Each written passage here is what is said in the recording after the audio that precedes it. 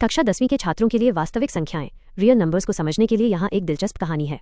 ये कहानी गणित के डर को दूर कर संख्याओं के आपसी संबंधों को आसान बनाएगी। कहानी नंबरपुर का महान मिलन। एक बहुत ही सुंदर और व्यवस्थित शहर था जिसका नाम था नंबरपुर। इस शहर में अलग अलग जातियों के लोग रहते थे, लेकिन वे अपनी सीमाओं को लेकर थोड़े उलझे हुए थे। एक प्राकृत संख्याओं का मोहल्ला, नेचुरल नंबर्स। शहर के सबसे पुराने मोहल्ले में प्राकृत संख्याएं रहती थीं। इनके मुखिया का नाम था 1 वे बहुत ही सीधे लोग थे जो हमेशा 1, 2, 3, 4 की गिनती में आगे बढ़ते रहते थे।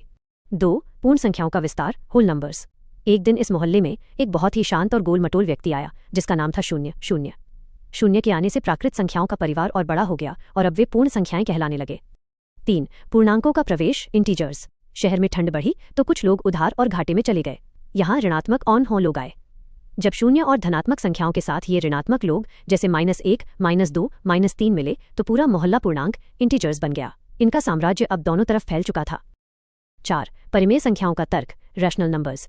नंबरपुर में अब व्यापार शुरू हुआ। लोग आधी रोटी, 1.25 किलो चावल जैसी बातें करने लगे। यहीं जन्म हुआ परिमेय संख्याओं, P/Q का।